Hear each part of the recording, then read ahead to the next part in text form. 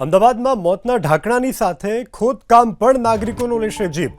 માણેકબાગથી શામલ જતા માર્ગ ઉપર વાહન ચાલકો સાવધાન થઈ જજો।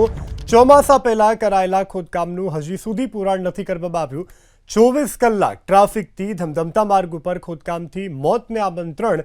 રોડનો હિસ્સો 1 ફૂટ અંદર ઉતરેલો હોવાથી અકસ્માતનો સતત ભય સતાવી રહ્યો છે। અમદાવાદ મહાનગરપાલિકાના પાપે શહેરમાં એ પ્રકારની પરિસ્થિતિ છે કે ચોમાસા પહેલાં, ચોમાસા દરમિયાન અને ચોમાસા બાદ પણ અમદાવાદ શહેરના રોડ છે તે તૂટેલા છે, ભૂવા પડ્યા છે, તેના સરખા રિપેરિંગ નથી કરવામાં આવ્યા। એબીપી અસ્મિતા હાલ અમદાવાદના માણેકબાગથી શ્યામલ જવાના રોડ ઉપર ઉપસ્થિત છે। દ્રશ્યો અહીંયા આગળ આપણે બતાવીશું। ડ્રેનેજની કામગીરી કર્યા બાદ અમદાવાદ મહાનગરપાલિકાના ઇજનેર વિભાગે અહીંયા આગળ શું રોડની હાલત કરી છે તે અનુમાન અહીંયા આગળ લગાવી શકાય તેમ છે।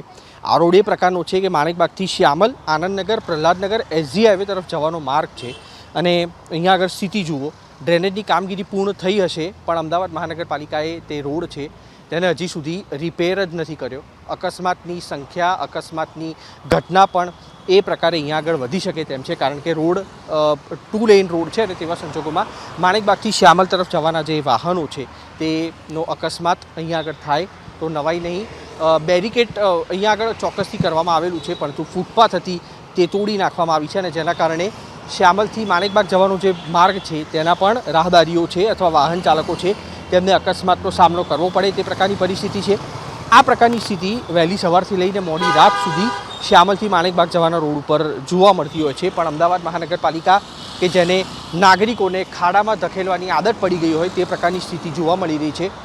3 લોકોના જીવ ગયા બાદ પણ અમદાવાદ મહાનગરપાલિકા તેની ગંભીરતા સમજતું નથી।